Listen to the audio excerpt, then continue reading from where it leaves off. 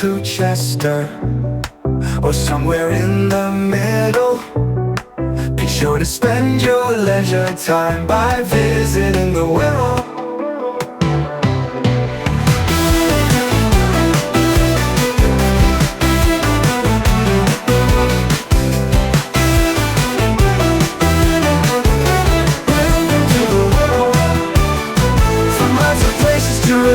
All within easy reach, so let us take you right away to grassy Hoylake Beach. Welcome to the Wirral.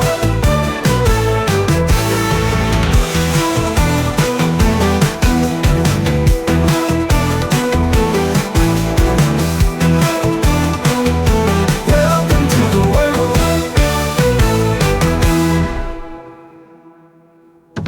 I've had a few people asking how the AI stuff is done on my videos, and I've actually explained one or two little things in the past. A bit more now, using PowerDirector 365, which is the software that I use for video editing, and the normal box version that you would buy in the traditional manner.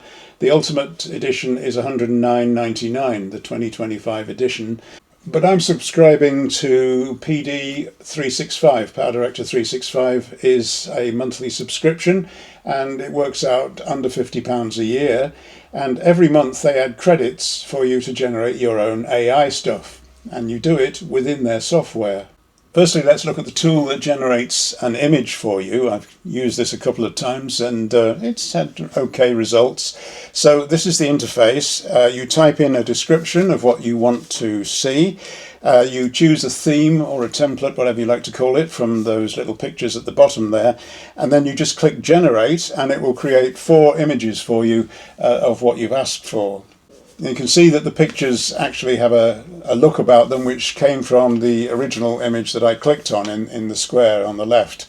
So as I said, the look comes from the image you click on the bottom left there. So let's change that to the girl with the cat, which doesn't mean that you'll actually get an image of a girl with a cat created. We'll stick to the original description of the man waiting for a bus. And you'll see that the quality of the photographs has changed because it's basing the photographs on a template that I selected. So one more thing, I'll pick a man on a beach looking out to sea, and let's see what they come up with this time. The pictures that were generated were not quite what I expected, in that they were all taken from behind the man. I thought there might be a bit more variety than that, but the variety is in the shots, with the drone shot and some slightly closer in shots, but the sea was the main thing in the picture. So let's move on to creating moving pictures, because this is a video presentation, and that's what they call an avatar in the AI world. So we'll create avatars. You've already seen some of my avatars, or actors as I tend to call them. You write them a script and they read it for you. I used some of PowerDirector's avatars last month when we were doing Tenerife, and just to give you an example, here's a Chinese girl from the template. Hello. I am created by a computer from scratch using what my AI knows about the human form. Even I think that's pretty clever. I am not popular with everyone because AI uses a lot of energy to make it work. It's a similar tool. You pick the avatar that you want to use. You can add other things like your own image at this point if you want, and then you just type the script that you want them to read into the box on the right. If you can hear the sound of a siren, it's because I'm actually in our flat at the moment, and we live opposite a hospital, so from time to time an ambulance will depart and you'll hear it. Because I'm sitting in a little alcove in the hall that is a work in progress. This used to be cupboards, and there was an air-blown heating system, all sorts of ducting in this space. I've taken it over now and I'm sitting in it doing videos, but eventually a bookcase, which has already arrived, flat packed, will be here, and I'll call this the library. So I used one of these avatars anyway in the Crab Island video from Tenerife last month, and I don't know if you spotted the error where I obviously mistyped and the word separating, I must have missed the S off the beginning if you listen. This is a public swimming pool that is separated from the ocean by only a wall. Now, I said before that the images, the avatars, are separate to the voices that you pick. So the voice that I used from the Crab Island video, had a English-looking girl, I could transfer that voice onto the Chinese girl and she wouldn't mind at all.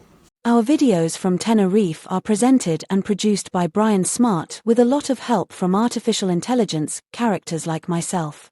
Hello everyone. For those who find AI actors a bit creepy, I wondered if you would be more comfortable with a cartoon. You can still give me a name and assign me an English accent, or any other accent that you prefer. Brian has created me in his video editing software, which is called PowerDirector. So I hope you understood a bit of how all that works. You'll be seeing more of these avatars in the future, particularly if I'm not here, I'm away somewhere, and I want to show videos that have actually been shot back here in Britain. I will probably use an avatar so that it's not too weird with me being in two places at once, although I have been told that that was interesting. When I used to do that from Spain, Bulgaria and the UK, and I appeared to be in all three places at once, people found that quite entertaining. I don't know, but I've got avatars to play with, so why not? Well, I think we should replace Brian completely. Perhaps we can turn him into an avatar. It's just a thought. I've never tried this yet, but I'm thinking of doing it. Apparently, you can send a still picture of yourself up, and it then gets added to the ones on the screen in the software, and it will use you to create the video.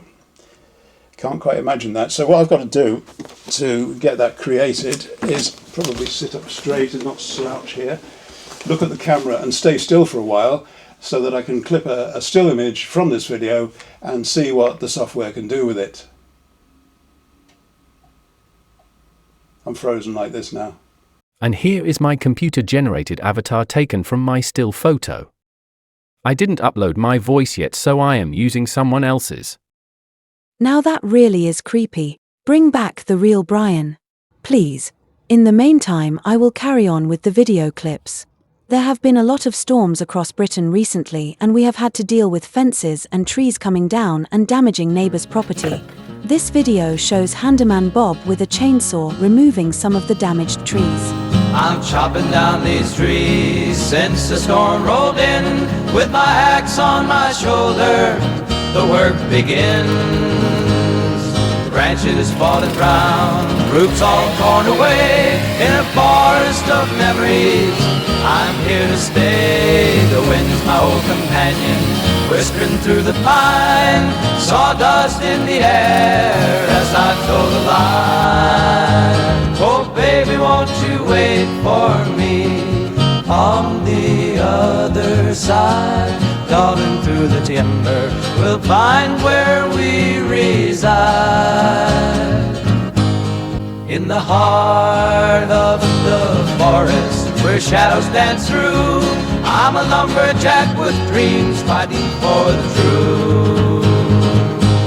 With love in every cut, strength in every fall, in the trees of tomorrow, our names I will call. Oh baby, won't you wait for me on the other side? Darting through the timber, we'll find where we reside.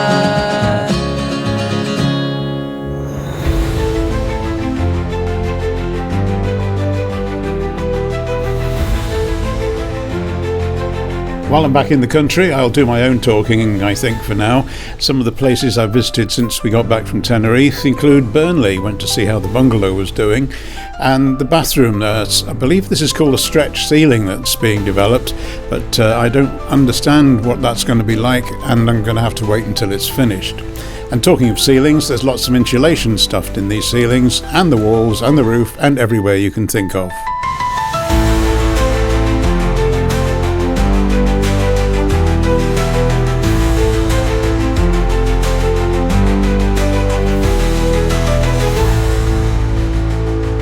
A couple of the places that I've been eating at since I got back to Britain, there's a reason that I occasionally go to this service area on the A55 in North Wales.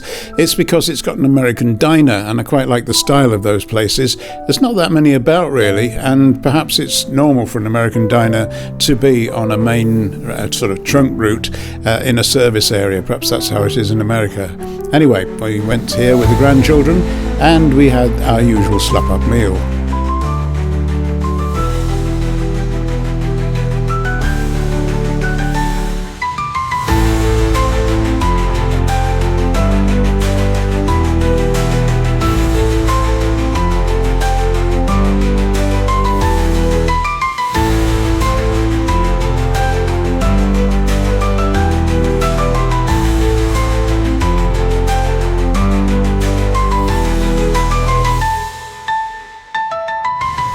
Ruth and I visited another venue in North Wales at Bodfari. The Dinorben Arms is a place we've been going to over the years. Friends of ours, Alan and Anne, live nearby, and we met them there for a meal.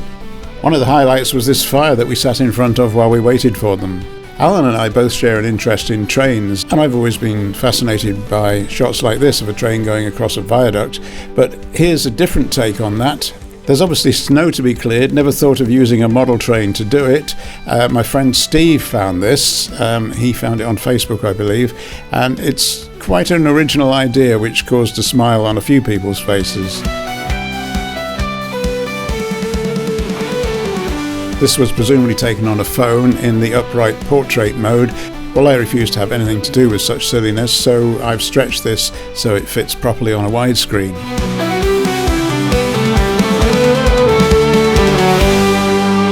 Some of you probably know I used to be in local radio back in the 60s, 70s and 80s. We used to use a tape format that you see here, and this is my Studer tape recorder. A guy called Willy Studer makes these, well, not himself personally, and also a semi-professional version of that called the Revox. Well, Willy Studer has brought out a new Revox, a version of the B77. It's only €13,500, and that's a semi-professional machine. If he brings out a full professional Studer, you may well need a mortgage to buy it. Going to finish these bits and pieces with a YouTube video by a guy called Paul Frost, and he's been acclaimed by quite a few people, including the Preservation Society for the Merseyrail Class 507, as being the person who really went the extra mile, I suppose you'd call it, to get video of the train being taken down to Derby. And I haven't seen many videos of this final stage where the trucks arrive in Derby and leave the 3 carriages there ready for Rail 200. So I'm going to leave you with a bit of Paul's video, and if you're interested in this train, I would suggest you look up Paul Frost on YouTube and watch the whole thing.